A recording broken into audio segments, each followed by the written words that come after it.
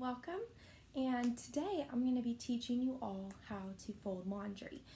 So folding laundry could be a really good task to use as a therapeutic exercise in occupational therapy.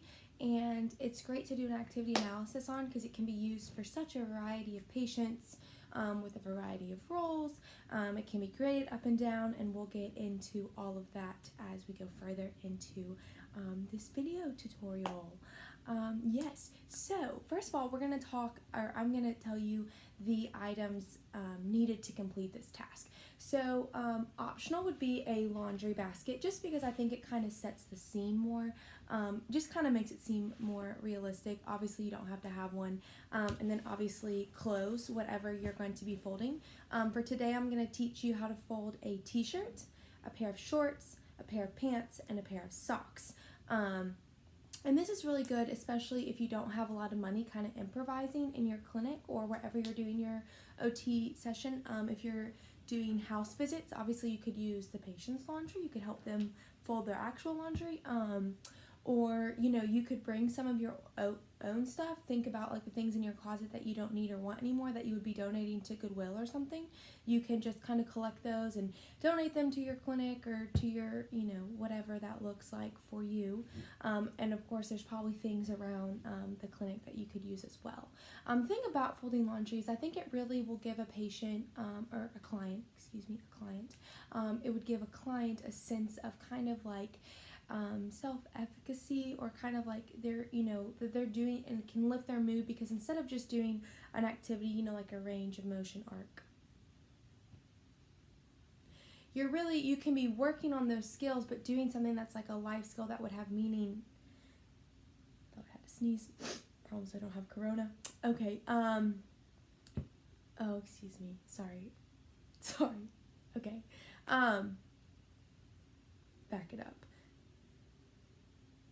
You're kind of this thing can give them meaning to their role. Whether they're a parent and they're folding laundry for themselves, or their child if they're a spouse and folding laundry for their spouse. It's different than just another activity that they could find kind of pointless, I guess, because it's a real life actual activity. So this is an activity occupation as a means and as an end. Okay, so let's get started. So first of all, we're going to do the t-shirt first, okay? So you can have, you can do this in a variety of ways. You can dump them out on a surface, or you can have the client pick one thing out at a time. Kind of depends on what you want to work on. So if we're working on reaching, we can grab something out. Ideally, we'll want a flat surface. I'm using just kind of my bed right now. You could use a countertop, a table. Client can be sitting, standing. Again, that's a way to grade it, for greater endurance. We could be standing while we complete the activity to lower the endurance. You can have your client sitting, multiple ways to change how you do this activity. So I'm going to start sitting for the purposes of staying in the video frame. So we're going to take our t-shirt, and the first step is to place the t-shirt facing down on a flat surface. So we're going to find the front of the t-shirt, which is this one, and we're going to lay it flat on the surface. Obviously, it can depend how serious you want to get into this, but kind of, flatten it out. And then how I'm going to teach you to fold this is we're going to kind of mirror it. We're going to fold one side over the other. So how we're going to do that is I'm going to take the tip of the top of the sleeve and kind of also pinch the bottom corner, and we're just going to fold it over itself like so. Kind of demonstrate what that looks like. So now it kind of mirrors itself right there. The next step, let me bring it kind of back into the film. We're going to kind of lower it, give us a good angle here. We are going to take both the sleeves, pinch those, and fold it in over the body of the t-shirt. So we have one kind of long rectangle here. And now we're going to take the bottom of the t-shirt and we're going to fold it up over the top. And that's great if that's all you want to do. If you want a tighter fold, we'll just take the bottom, we'll pinch those again, and we'll bring it up. And there we have a folded t-shirt. So this is good. It's kind of working on a variety of skills, the pinching, the gripping, the reaching, kind of manipulation and processing, where to place things like that. Okay, so next we're going to grab a pair of shorts out of our laundry basket. Here we go. And first step here is we're going to lay the shorts on a flat surface, like so. And then all you're going to do is fold one side over the other. The easiest way to do that is kind of pinch the top and the bottom and fold it over the other, and there we have folded shorts. And I'm just, as you can see, I'm just kind of stacking, you couldn't see, but I'm showing you. We're just kind of stacking them to the side right here over one another, just to kind of have an organized pile. And the shorts is really easy. So I brought a different pair of shorts. You know, you can kind of show the patient, these are pajama shorts, but it's the same thing. You just lay them flat, pinch one side, fold them over the other, pick them up, and place them over here. Okay, so next we'll do a pair of pants. Similar to the shorts, but they're just much bigger. So we have our pair of pants. We'll lay it flat on the surface. I'm not picky whether or not they're face down, face up. Kind of depends on the patient's preference. You don't have to get nitpicky. And all we're going to do is fold one side over the other, kind of mirror it. Then we're going to take the bottom and we're going to fold it over the top. And then we're going to do once more for a tighter fold. There we go. And lastly, we're going to fold a pair of socks. So how we're going to do that is we'll dump our socks out. We're going to lay one sock flat on the surface. We are going to lay the matching sock directly on top, like so. We're going to pick up the socks at the opening end, and then we're going to fold one sock over the other.